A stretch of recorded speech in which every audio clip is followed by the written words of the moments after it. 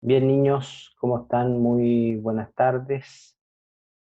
Les cuento que tuve que grabar esta sesión de clase porque justamente tengo una reunión a las 5 de la tarde, la cual obviamente se va a extender más. No quiero que nos atrasemos con nuestra materia, así que esta clase la estoy grabando y posterior a ello se las voy a subir. Bueno, lo que corresponde ver hoy día es justamente el tema de interacción de la radiación con la materia. Y este tema, que es de absoluta relevancia desde el punto de vista práctico, porque eh, para entender la protección radiológica resulta absolutamente fundamental el conocer el cómo la radiación, cuando ingresa a una estructura, en este caso el cuerpo humano, va interaccionando con ella y va generando sus efectos. Bueno, desde el punto de vista general, nosotros sabemos que ya sea radiación corpuscular o electromagnética, cuando esta radiación entra en la materia, van a tener lugar varios fenómenos y lo que va sucediendo es una transferencia de energía. Eso es lo que va sucediendo. De ahí nosotros cuando veamos magnitud, ustedes van a poder conocer cuál es el nombre técnico de esa transferencia de energía, de esa entrega de energía, que en el caso de la radiación, en este caso electromagnética, se llama Kerma, pero bueno, no los quiero enredar con ese tipo de cuestiones ahora. Por lo tanto, cuando la radiación, ya sea electromagnética o corpuscular, va interactuando con la materia, lo que va haciendo es arrancando electrones o bien eh, excitando electrones alrededor de los átomos que ellos van en el fondo trabajando. Bueno, vamos a ir conversando por cada una de las partículas, en este caso radiación corpuscular, en primera instancia. Nosotros ya sabemos, lo vimos la semana anterior, que la radiación corpuscular la podemos clasificar en partícula alfa, beta, y en el caso de la partícula alfa es un átomo de helio, ¿cierto? Y al ser un átomo de helio, lo que tiene desde el punto de vista de sus cargas es dos cargas positivas, es decir, es doblemente positiva y tiene una masa importante, es grande, es grande. Vamos respondiendo a estas preguntas que son bastante clarificadoras.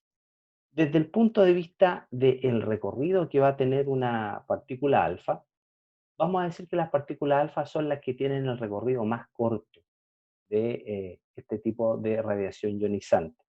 Podríamos decir, por lo tanto, que son poco penetrantes. Eh, en el aire solo recorren entre 3 a 7 centímetros, con condiciones de temperatura, con condiciones de presión, llamémoslo normales. En el caso de su recorrido en los tejidos, es decir, cuánto es capaz de avanzar en los tejidos, cuánto penetra en los tejidos, es bastante poco. Estamos hablando entre 30 a 40 micras. Por lo tanto, la partícula alfa, ¿dónde es peligrosa? Es peligrosa cuando se genera contaminación de ella y se incorpora dentro del cuerpo. Es decir, cuando, por ejemplo, hay una contaminación vía aérea, las partículas alfa se depositan, en este caso, en los pulmones, en los alvéolos pulmonares, y ahí van a generar esta entrega de energía en esa zona. Entonces ahí son peligrosas, cuando hay contaminación.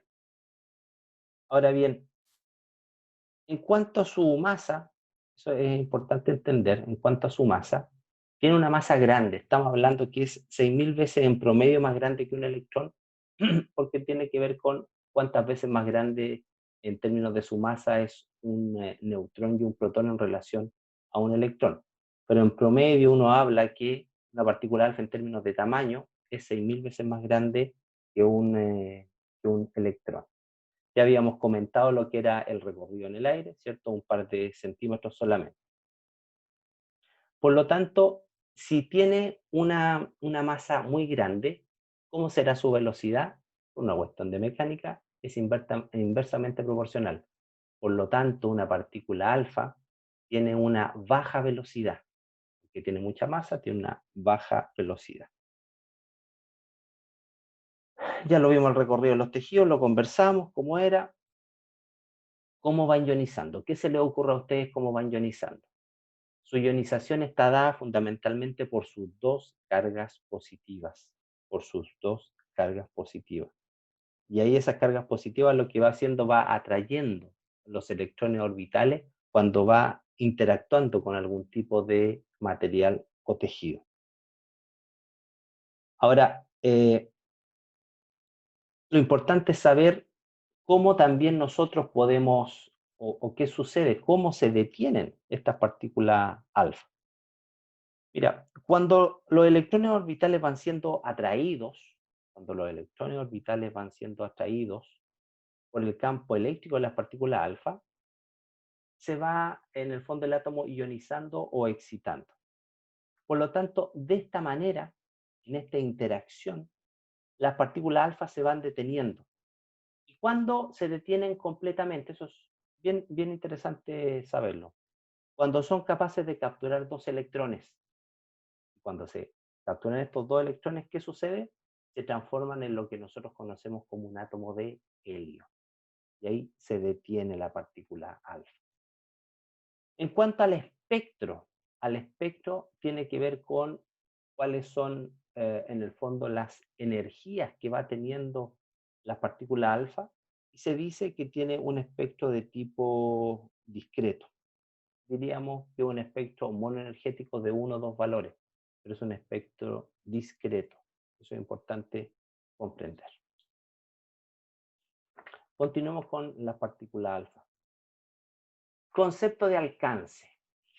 Este grafiquito que habla sobre la energía que tienen las partículas alfa y en función de esa energía que tienen las partículas alfa, cuánto alcanzan a avanzar. Ese es el concepto de alcance, es decir, hasta dónde van a llegar las partículas alfa. Pero también, y eso es relevante que ustedes lo comprendan, el concepto de alcance se relaciona con, y esta es la definición, con el mínimo espesor necesario para absorber completamente la partícula alfa. Mínimo espesor necesario de cualquier material para absorber la partícula alfa. Se dan cuenta acá, conceptualmente, estoy hablando de absorción. Más adelante vamos a hablar del concepto de atenuación, que es el concepto que se utiliza para radiación electromagnética de tipo fotones X, fotones gamma, pero lo que son partículas que el fenómeno de atenuación está dado por la absorción y por la dispersión, en este caso particular, en las partículas no hay dispersión, lo que hay es absorción, ¿vale? Eso es relevante conceptualmente hablando, que ustedes lo puedan manejar. Acá hay una fórmula que te calcula en el fondo cuál sería ese alcance en cuanto a un sólido. Simplemente se lo presento, ¿ya? Nosotros tenemos una constante, que esta constante está expresada en gramos dividido por centímetro cúbico. Acá estaría el alcance que estaría dado en el aire, este alcance está dado en centímetros. El A es el número másico que todos conocen, ¿cierto? Y la densidad de ese material. A partir de esta fórmula, ustedes podrían calcular cuál sería el alcance dentro de un sólido de esta partícula alfa.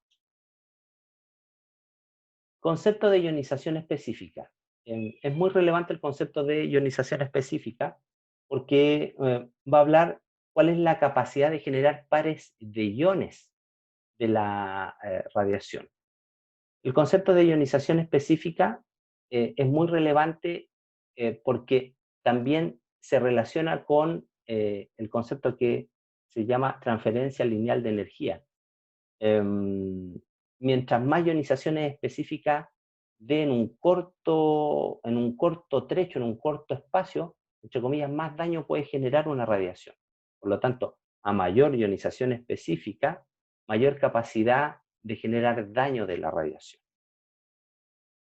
Acá tenemos los pares de iones que va a generar y acá tenemos el alcance, es decir, hasta dónde llegaría.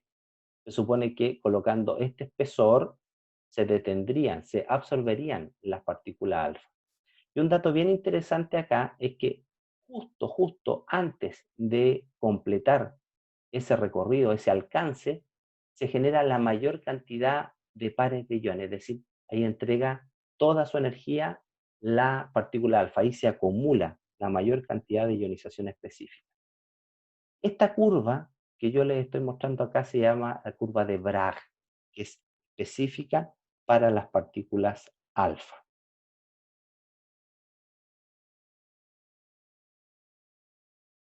Veamos. Acá hay un concepto bien interesante que se llama poder de frenado, ¿vale? Poder de frenado. Y ese poder de frenado tiene que ver con protección radiológica. Este poder de frenado está calculado, está estimado para diferentes materiales. Ejemplo, mira, el agua tiene un poder de frenado de 1000, el aluminio de 1600. También tenemos el dato del plomo, que es 5000 el poder de frenado.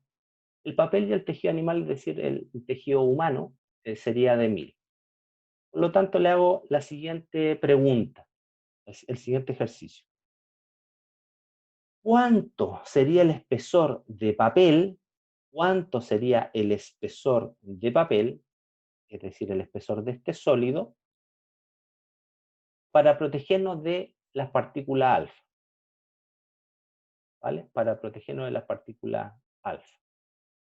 Eh, Ahora, el dato que nos falta es cuál sería el alcance en el aire.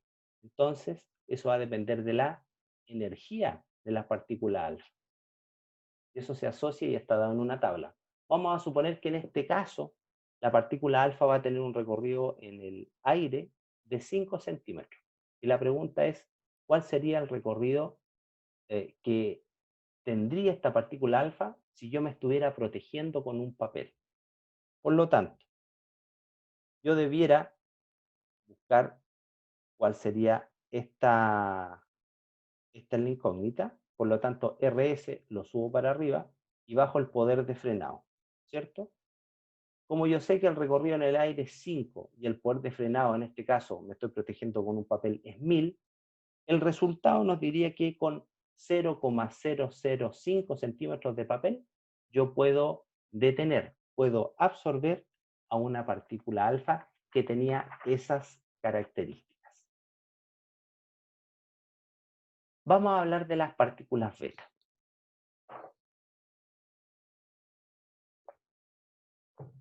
Esta presentación ustedes la tienen ya de hace tiempo y han estado trabajando, ¿cierto?, en la plataforma UTAMED, por lo tanto no es nada desconocido para ustedes. Vamos a ver cuál es el recorrido de estas partículas beta. Lo primero que tienen que entender ustedes es que las partículas beta en términos de tamaño comparado con las partículas alfa son mucho más pequeñas.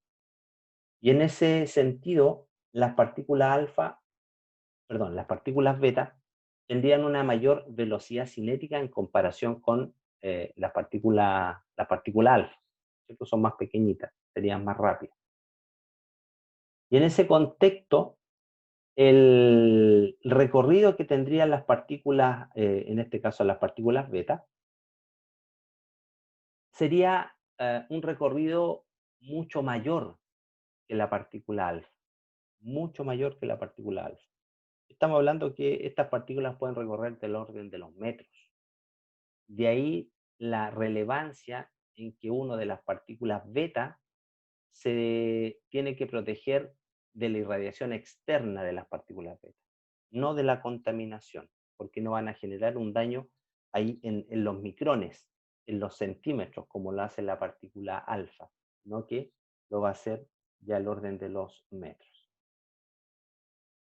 Entonces, en el caso particular de las partículas beta, vamos a conversar que la penetrabilidad que ellas van a tener va a estar dada porque a igual energía cinética su velocidad va a ser mucho mayor.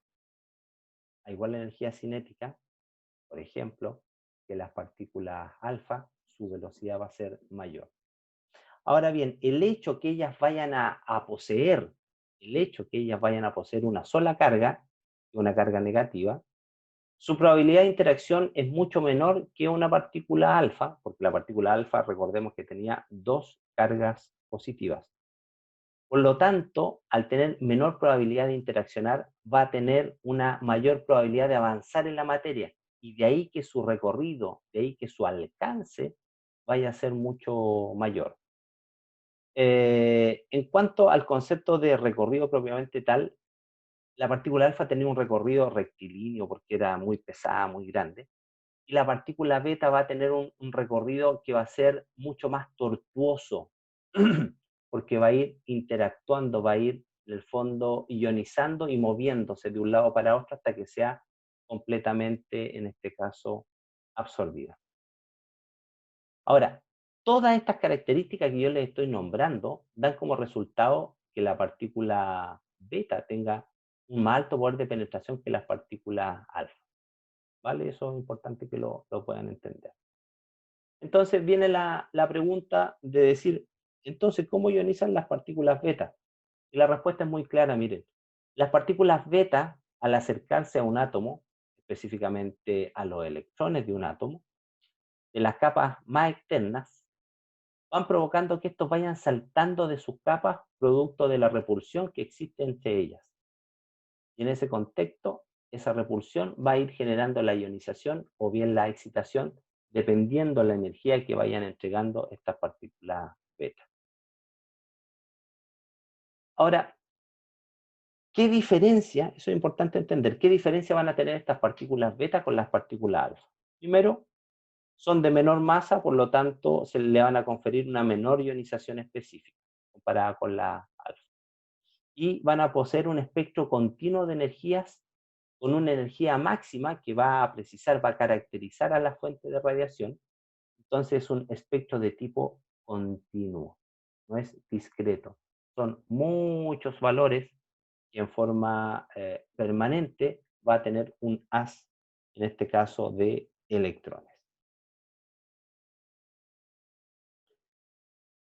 Bueno, vamos a hablar, antes de eso, quiero devolver un poquito a los electrones. Es importante entender también otra diferencia, miren, aquí me acabo de recordar que hay otra diferencia en cuanto a las partículas beta con la alfa, porque es que su recorrido van teniendo muchas interacciones, es decir, tienen un recorrido tortuoso. Por tal razón, miren, es súper importante, por tal razón es muy difícil establecer la longitud exacta del recorrido de las partículas beta, no así como las partículas alfa. Por lo tanto, por lo tanto, esta razón de no poder establecer un alcance preciso, como sí lo tienen las partículas alfa, es producto de lo anterior, de este camino tortuoso.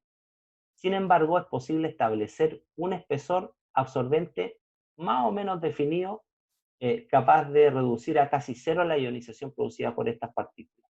Y ahí hay una fórmula, que no se los voy a pasar, no los voy a complicar la vida, pero que relaciona el espesor y la densidad. El espesor y la densidad. Bueno, vamos a dejar hasta acá las partículas alfa, las partículas beta. Cualquier consulta me la van haciendo. Vamos a hablar rápidamente de los procesos de interacción de la radiación con la materia, específicamente de los fotones. En el caso nuestro nos preocupan los fotones que son X y los fotones que son gamma. Miren, nosotros en este esquema vamos a tener un espesor X, de lo que sea. Cualquier espesor que nosotros interpongamos entre la fuente de radiación X o gamma y, en este caso particular, el detector de radiación que imaginariamente estaría en esta posición, vamos a llamar que eso es un atenuador. ¿Ok? Eso es un atenuador. Por ejemplo, en radiología, ahora ya no se usan mucho, pero sí antes, los filtros en cuña, para tomar antiguamente una radiografía de pie, se usaban los filtros porque el filtro compensaba un menor espesor en los ortejos y un mayor espesor en el tarso. Se usaban los filtros. Y esos filtros servían para compensar. Pero ¿cómo compensaban? Compensaban atenuando, es decir, eliminando cierta cantidad de fotones X en una zona donde el espesor ese filtro era mayor, en comparación con la otra zona que era más delgada. Entonces, todas estas cosas son atenuadores. Por lo tanto, nosotros vamos a tener un número de fotones que van a ser incidentes, N sub 0, y posterior a ello, al otro lado de este espesor, vamos a colocar un detector de radiación que nos va a cuantificar, nos va a medir cuántos fotones primarios llegaron a este punto. Y esa medición siempre va a haber un delta entre los fotones incidentes y los emergentes, por dos circunstancias. La primera de ellas es que una proporción de esos fotones va a ser atenuado. Es decir, esa atenuación va a estar dada eh, por la capacidad de absorber fotones que tiene este elemento atenuador. Y la segunda razón por la cual acá no vamos a cuantificar fotones primarios es porque esos fotones fueron dispersados y se fueron para otra parte. No han desaparecido, simplemente cambiaron de dirección y muchas veces de energía. Y nosotros no lo cuantificamos. En resumen, ¿qué les quiero decir con esto? Que la atenuación de la radiación electromagnética está dada por la sumatoria de dos fenómenos. Uno de esos fenómenos es la absorción de los fotones y el otro fenómeno es la absorción y el otro fenómeno es la dispersión. Y de ahí el concadenar estos fenómenos de atenuación con los efectos de interacción de la radiación con la materia, fundamentalmente en radiodiagnóstico en la energía, es que nosotros trabajamos en ese ámbito, es el efecto fotoeléctrico, absorción, y el efecto Compton, dispersión. Esos son los dos efectos que explican eh, primariamente la interacción de la radiación electromagnética ionizante, en este caso rayo X, en el rango de energía de los fotones que nosotros utilizamos en radiodiagnóstico. ¿Ya? Eso es bien importante comprender. Ahora, eh, hay una, hay una capacidad, hay una característica que van a tener los elementos atenuadores, que va a ser una capacidad de atenuar más o menos fotones. ¿Ok? Y esa capacidad va a estar dada o se define como el coeficiente de atenuación lineal que va a tener un elemento. Y este coeficiente de atenuación lineal depende de varios factores que los vamos a comentar. Pero desde el punto de vista práctico, el coeficiente de atenuación lineal va a ser aquella proporción de fotones removidos del haz. Así de sencillo. Aquella proporción de fotones removidos del haz. Eso sería desde el punto de vista de la definición. Entonces, proporción de fotones removidos del haz por centímetro de absorbente. El coeficiente de atenuación lineal va a depender del Z del material, va a depender de la longitud de onda que tengan estos fotones incidentes, es decir, de la energía que ellos tengan, va a depender del estado físico de la materia. ¿Por qué el estado físico? Porque supongamos que acá este espesor fuera el agua, típico ejemplo el agua. En estado sólido, el agua va a estar como hielo, como un bloque de hielo, donde su densidad dada por el estado físico, es decir, la cantidad de átomos reunidos por centímetro cúbico, va a ser mucho mayor, está más compacto, que si el estado físico fuera agua y que el estado físico fuera gaseoso, esos átomos estarían más dispersos, pero sigue siendo el agua. Por lo tanto, hay una dependencia del estado físico de de la materia. Ahora, también quiero que ustedes conozcan, y yo creo que, no yo creo, si estoy seguro que con Diego lo están viendo, Que existe un segundo coeficiente de atenuación, pero que le colocamos un apellido, y ese apellido está dado porque independizamos el estado físico de la materia para poder calcular esa capacidad de atenuación que va a tener esa estructura, y es lo que nosotros conocemos como coeficiente de atenuación másico. Y lo que hacemos en matemática simple es dividir el coeficiente de atenuación lineal por qué cosa? Por la densidad del material. Y de esa manera independizamos el estado físico de la materia para poder en el fondo tener este valor, este número que nos va a caracterizar esta capacidad de eliminar fotones que va a tener cierto elemento. Por lo tanto, desde el punto de vista de una definición, el coeficiente de atenuación másico, chiquillos, va a indicar una relación entre el número de fotones incidentes y emergentes, obviamente, siempre una relación entre los fotones incidentes y emergentes, de unas que va a atravesar una capa de absorbente que tiene en un centímetro cuadrado tantos gramos. Esa es la definición, la repito.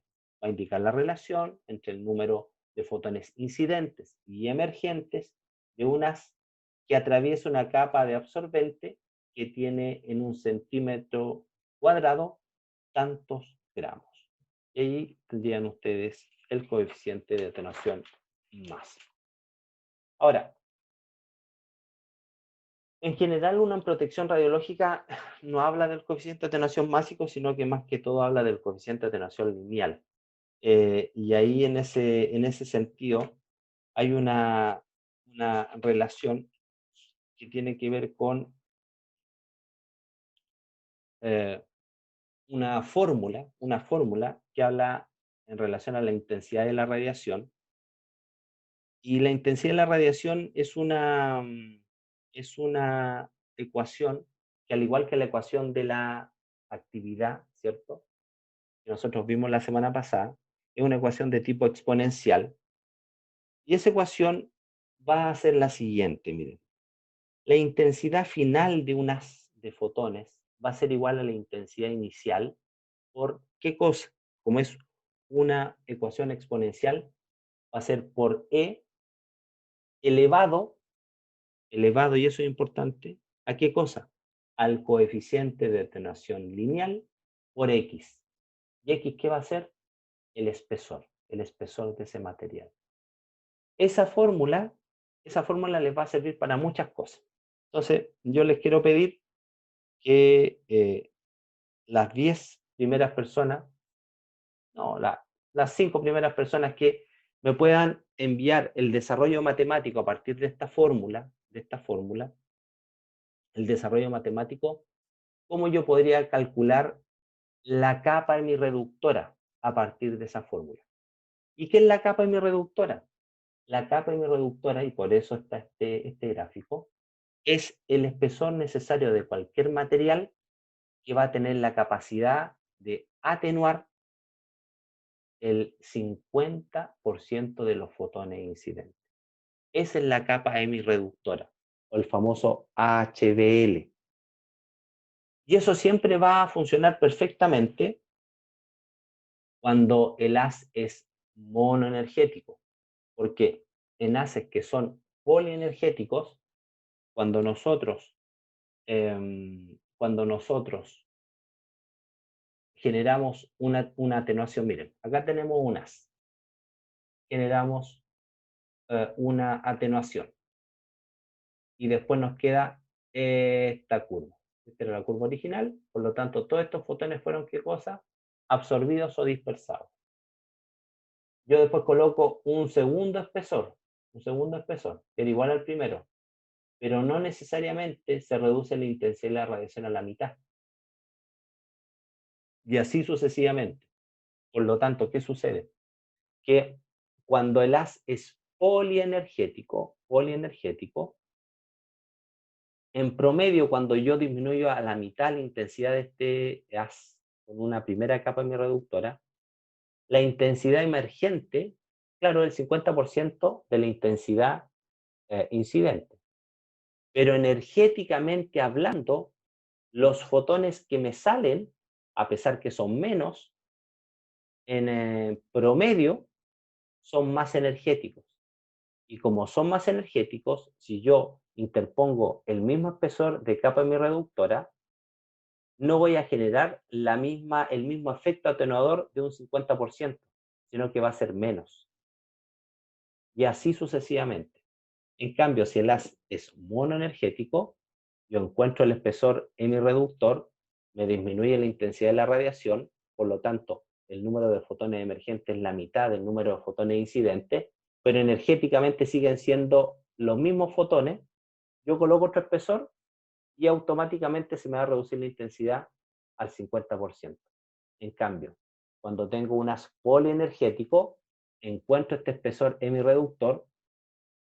Pasado el espesor de mi reductor, tengo la mitad de la intensidad de la radiación, es decir, la mitad del número de fotones que tenía anteriormente, pero los fotones que me van quedando son más energéticos en promedio que los fotones incidentes. Y en ese sentido, si yo coloco el mismo espesor para fotones que son más energéticos que anteriormente, obviamente esta capacidad de atenuación de esta segunda capa reductora va a ser menor que la primera. ¿Ya? Entonces, esa es la situación del por qué hay que ir incrementando la capa reductora cuando son fotones de tipo polienergéticos. Acá está el ejemplito que yo le acabo de comentar. Entonces, para la primera capa reductora en un haz polienergético, yo debía colocar 0,5 milímetros de algo, pero para generar una capa reductora idéntica en términos de una atenuación de un 50%, el segundo espesor necesariamente tiene que ser de 1,25, el tercero de 2,2 y así sucesivamente esto va incrementándose. Bueno, sigamos con nuestros fenómenos de interacción de la radiación con la materia y vamos a hablar de los fenómenos que tienen que ver con particularmente los rayos X, que es lo que nos convoca a nosotros, que es lo que los convoca a ustedes y el día de mañana es con lo cual se van a ganar el pan de cada día. Desde el punto de vista práctico, hay 5 procesos o fenómenos de interacción de la radiación con la materia que están asociados a los fotones, ¿ya? El primero de ellos es lo que estamos viendo acá, se llama fotodesintegración. Fotodesintegración. Y este es un fenómeno, este es un proceso que no se da en la energía de radiodiagnóstico, sino que se da en reacciones nucleares. Y este proceso es importante solo para fotones cuya energía es mayor a 10 MeV. Mayor a 10 MeV. Por lo tanto, en radiodiagnóstico jamás vamos a alcanzar ese tipo de energía, sí ¿en qué? En radioterapia. Ahí tenemos el ejemplo, ¿cierto? El neón 20, que forma el oxígeno, forma el helio, ¿producto de qué cosa? De que un fotón en el fondo se destruyó, ¿ya? Que un fotón se destruyó. Ahora, el fotón lo que hace es eliminar a uno de sus nucleones, generalmente un neutrón, lo que va eliminando esta fotodesintegración. Vamos a conversar con los otros fenómenos de interacción de la radiación con la materia. Y es importante comprender también que así como se asocia un coeficiente de atenuación lineal para, en este caso, para los elementos, cada uno de estos fenómenos de interacción de la radiación con la materia tiene una probabilidad también de interactuar, de aparecer en el recorrido de los fotones, ¿ya? Y la suma de todas estas probabilidades sería la atenuación total de un fotón. Vamos a este segundo proceso de interacción de la radiación con la materia, donde aquí viene un fotón, y este fotón lo único que hace es generar una excitación de un electrón orbital, pero acá no hay ningún juego energético, es decir, esta onda electromagnética que excita a un electrón este electrón rápidamente elimina esta onda electromagnética.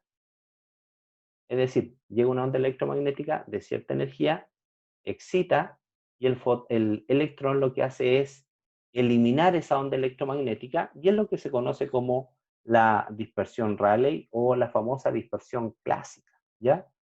Em, Acá lo que sucede es que el electrón oscilante reirradia la onda electromagnética a través de una onda de la misma frecuencia, de la misma longitud de onda, por lo tanto acá no hay ni ganancia ni pérdida energética, y en ese contexto, este tipo de fenómeno de proceso eh, no tiene mucha relevancia desde el punto de vista de la protección radiológica.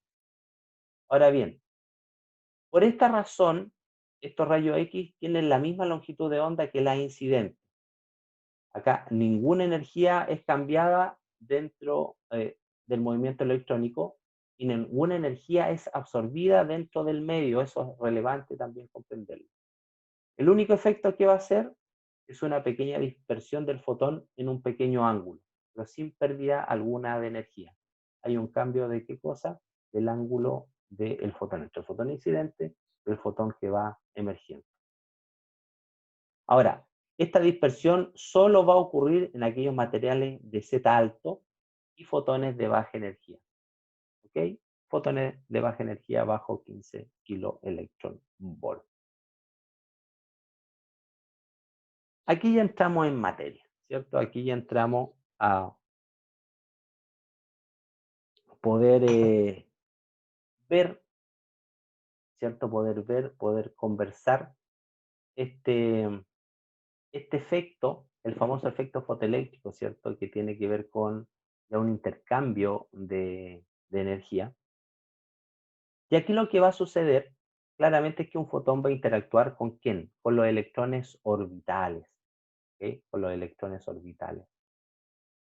Y con estos electrones orbitales del átomo y va a eyectar a uno de esos electrones. En este proceso, la energía total del fotón va a ser transferida al electrón eyectado, llamándolo fotoelectrón. Sale así en algunos textos. Pero acá hay una absorción completa de este fotón incidente. Ahora bien, la energía cinética de este fotoelectrón va a ser igual a la diferencia entre la energía que traía el electrón menos la energía de ligazón. ¿Qué cosa? Que tenía ese electrón para poder ser arrancado. Disculpen que me están llamando por, por teléfono. Perdón, les pido disculpas. Ahora, desde el punto de vista práctico, cuando se manejan átomos de blanco de números atómicos bajos, como lo que existen en los tejidos blandos, la energía de ligadura de esos electrones en sus capas K es bajo. Por ejemplo, el carbono tiene una energía de ligazón de 0,284 kiloelectronvolt. Por lo tanto, el fotoelectrón es liberado casi con la misma energía cinética que venía el fotón incidente. Entonces vamos a tener un fotón, ese fotón desaparece, entrega su energía a un electrón orbital y ese electrón orbital va a salir a recorrer sus caminos. Ahora, estamos claros que en este caso particular se va a generar un desequilibrio del átomo, porque lo que está sucediendo es que va a haber un electrón que está saliendo de una de sus capas más internas, y ahí se genera un reordenamiento de esta nube electrónica y va a pasar un electrón de una capa superior a una capa inferior, y en ese contexto, esa diferencia de energía va a generar lo que ya hemos conversado nosotros, que es un fotón de tipo característico, que va a estar dado por la diferencia de energía de ligazón de cada una de las capas de estos electrones. Ahora, también acá se puede producir la emisión del famoso electrón Auger, que son electrones de tipo monoenergéticos, que son producidos por la absorción de rayos X característicos internamente por el átomo. Es decir, ese fotón característico que se va a generar producto de esta llenadura del espacio hueco que quedó producto del fotoelectrón que se fue, este fotón característico a su vez puede ser, en el fondo, tener la capacidad de ionizar a un electrón de la misma nube y genera lo que se llaman los famosos electrones Auger. Acá es importante entender que el proceso fotoeléctrico, el fotón incidente es completamente absorbido. Eso es relevante, relevante. Vamos a resumir varias cuestiones del proceso de efecto fotoeléctrico. Miren, lo primero que se va a formar un par de iones. Por un lado vamos a tener el fotoelectrón y por otro lado vamos a tener el átomo. El fotoelectrón que queda negativo y el átomo que va a quedar positivo. También vamos a tener un fotón característico que se va a considerar radiación secundaria. Concepto nuevo, radiación secundaria. Y se comporta como radiación dispersa, ya que no constituye, no va a constituir en nada, no va a contribuir en nada a la formación de la imagen diagnóstica. ¿Okay? Entonces ahí tenemos radiación secundaria que se va a comportar como radiación dispersa producto del efecto fotoeléctrico. Y lo otro importante que la probabilidad relativa de que un rayo X experimente esta interacción fotoeléctrica va a ser inversamente proporcional al cubo de la energía y directamente proporcional a Z. Para mayor abundamiento pueden leer el buchón que ahí sale más explicado con ejemplos numéricos. ¿Okay? Y ese sería el efecto de tipo fotoeléctrico. Fotoeléctrico. Vamos a hablar, a las 5 tengo la reunión. Vamos a hablar del efecto Compton. Bueno, este efecto Compton, acá lo que dice el esquema, y ustedes ya lo han conocido, pero lo vamos a repasar. Acá vamos a tener nosotros un fotón incidente que va a tener una energía media, ¿vale? Y va a interactuar específicamente con electrones de capas externas, a diferencia del fotoeléctrico, que la mayor probabilidad de interacción es con electrones de las capas más internas. Acá no, acá va a interactuar con electrones de las capas más externas y los va a expulsar. Ahora bien, ese mismo fotón sigue su trayectoria con menor energía y con una dirección diferente a la original. Es decir, ese electrón no fue absorbido. Ese electrón va a seguir esa trayectoria, su trayectoria, va a seguir un camino distinto con algún tipo de angulación y ahí está dispersado ese fotón. ¿Okay? Ese fotón está dispersado. Por lo tanto, el contenido energético del fotón va a ser igual a la diferencia entre la energía del rayo X incidente y la aportada al electrón. Esta última energía es igual a la energía de ligadura del electrón más la energía cinética con la cual sale expulsado este del átomo. ¿Ok? Eso va a ser.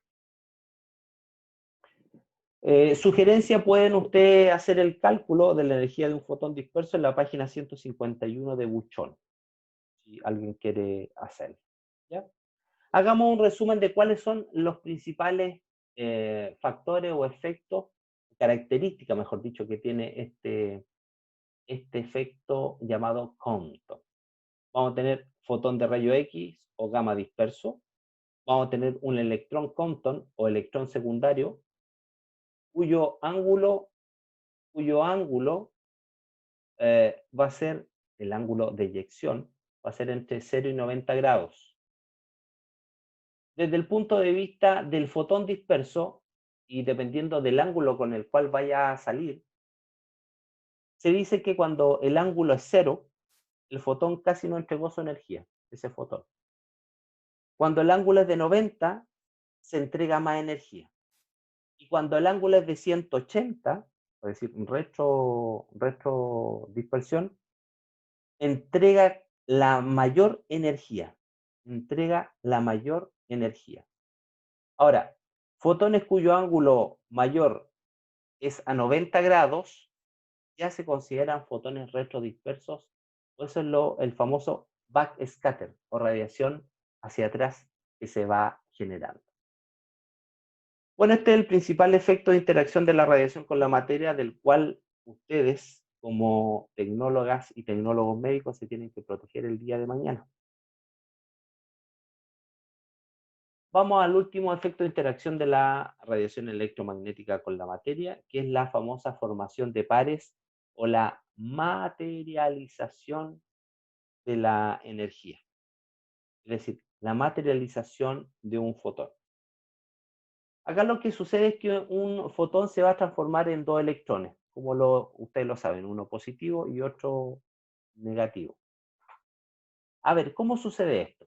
Cuando un fotón va a tener una energía igual o superior a cierto valor que es 1,02 megaelectronvolt, que es la energía mínima equivalente a la masa de ¿qué? De dos electrones, ¿cierto? La masa de los electrones 0,51 MeV o 511 kiloelectronvolt.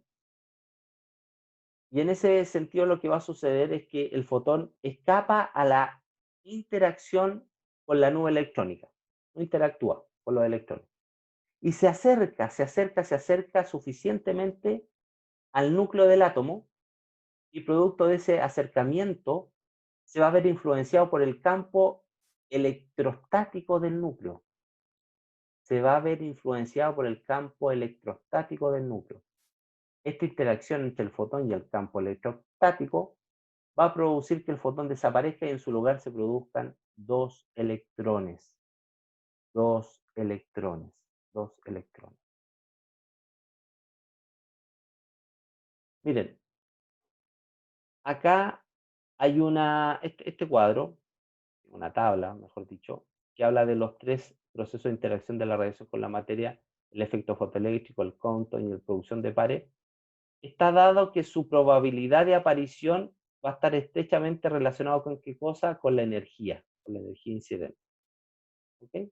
Acá va a estar el Z de los elementos, del atenuador, y en función de la energía de ese fotón, va a aparecer uno u otro efecto. A ver, la sumatoria de todos estos eh, fenómenos de interacción con la radiación con la materia, finalmente van a generar el coeficiente de atenuación lineal de un elemento. Por lo tanto, cada uno de estos efectos de interacción con la radiación con la materia tienen su propio coeficiente de atenuación lineal en un elemento. Y la sumatoria de esos coeficientes de atenuación lineal van a dar como producto el coeficiente de atenuación lineal final que va a tener un elemento y va a dar su capacidad de atenuación. No me quiero despedir sin antes mostrarle también la plataforma, ¿cierto? La plataforma para indicarle dónde estamos. No tengo más. No, que me ven. Acá estamos. Utamed, entorno virtual. Ahí sí. Entonces, chiquillas, chiquillos, ahí estamos, ¿cierto? Con nuestra plataforma. Recordarles que ayer debieran haber entregado la ficha grupal de interacción de la radiación con la materia, que los vamos a retroalimentar. Hasta el 22 tienen tiempo para entregar la tarea grupal de comparando los efectos de interacción de la radiación con la materia, ¿ya? Porque han estado viendo lo que hoy día vimos en la cátedra. El reporte, recuerden ustedes que yo los liberé, no es necesario que hagan el reporte, el que quiera hacerlo bien, el que no quiera hacerlo bien también no va a tener ningún impacto, ninguna influencia en su evaluación. Y sí recordar que el próximo miércoles de 6 a 7 y media de la tarde vamos a tener nuestra prueba, nuestro primer control online. El control va a ser de la materia que hemos visto, van a ser preguntas de alternativa, y eso no es nada del otro mundo. Yo ya le he ido avanzando con materia que ustedes tienen que preparar con mayor énfasis. Y en ese sentido, desearles tranquilidad, no se compliquen en demasía. Cuando hagan la prueba, van a poder hacer la prueba con todo el material que ustedes tienen, con todo el material. Yo no puedo cautelar eso y tampoco sería ingenuo de mi parte pensar que no van a usar el material.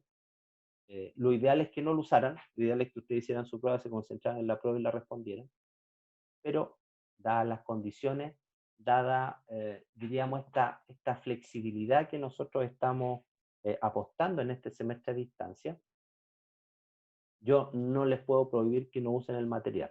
Insisto, lo ideal es que hagan la prueba sin mirar nada. Pero si lo tienen que hacer, háganlo.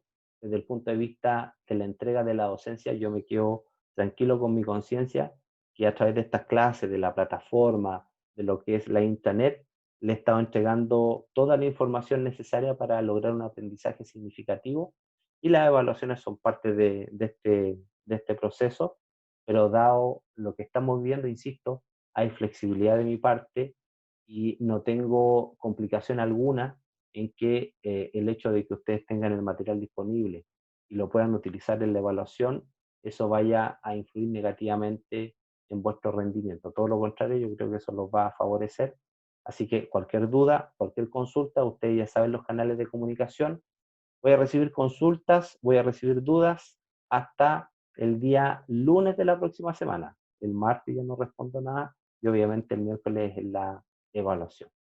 Entonces, les mando un cariño, un abrazo, cuídense mucho, seguimos con pandemia desgraciadamente, así que no, sin relajarse y que les vaya muy bien. Un cariño y cualquier cosa nos comunicamos. Chao, cuídense.